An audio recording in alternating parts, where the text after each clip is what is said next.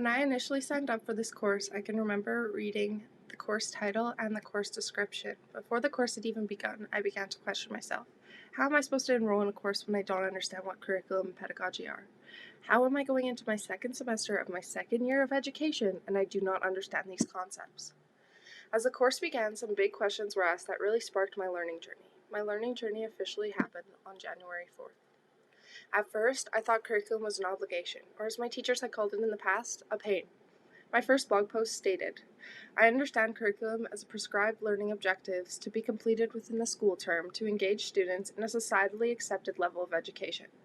As for pedagogy, prior to this class, I could not define that term to you. It was completely unfamiliar. After briefly learning the week 1 content, I comprehend pedagogy as a teacher-influenced form of meeting course objectives. Over this course, my definition of curriculum and pedagogy have drastically grown. Through developing an understanding of curriculum as process, product, and praxis allowed me to understand that curriculum is adaptive and broad. This class also allowed me to see how outdated the curriculum is, and as I critiqued the grade 4 social studies curriculum, it made me aware of the lack of social emotional learning within it. I also got to know the hidden curriculum, the null curriculum, curriculum is placed, curriculum is lived, curriculum is taught and planned, and understand that the curriculum is not just a list of objectives, but a way of influencing your teaching, and pedagogy as a teacher-controlled way to provide this influence to your students. The two most significant learning experiences I had in regards to curriculum was the power of politics and the socialized common sense within our society. On January 5th, in my blog post, I stated, defining common sense relies on understanding limitations and the power of socialization. Common sense extends beyond curriculum to tell us what a good student is and to trap teachers within societal normality. The power of politics is extremely concerning for the decolonization and educator accountability within our education system. I summarized this in my blog post when I stated, in the lecture, we discuss how if teachers do not have a say in the creation of the curriculum, they are less likely to teach it. I want my students to feel safe and welcome in the classroom, but when the curriculum is based on power and politics, it is likely to focus on product rather than process. If society values a progressive form of education, perhaps teacher and student influence on the curriculum should be increased. Throughout this semester, I stand by this statement, but I also hope that the voices of students, elders, and many other diverse groups are incorporated, because now that the semester is over, I truly believe that the best way to learn is from other people's knowledge and experiences. Last year, I remember hearing a quote that I now feature on my EduSites.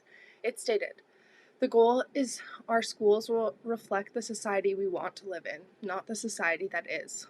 When I first heard this quote, I questioned how as a teacher I could implement this into my classroom.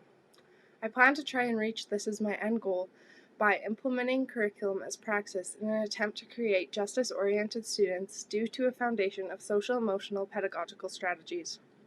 The last class this semester, Katia reminded us that progressive education is simply an end goal, which is often unachievable, but it should always be the end goal we try and prioritize.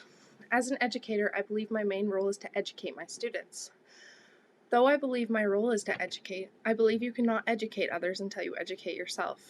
I believe students will not even acknowledge your attempt to educate them without feeling, as I stated in my Week 8 blog post, respect, reciprocity, and advocacy. I believe my focus should shift to the process of creating an environment where my students want to learn. I see curriculum as a standard of education, but my approach to curriculum has really changed. I see curriculum as adaptive, and it's about how you pedagogically approach it. Throughout this class, recognizing my bias and common sense quickly became my most uncomfortable learning curve.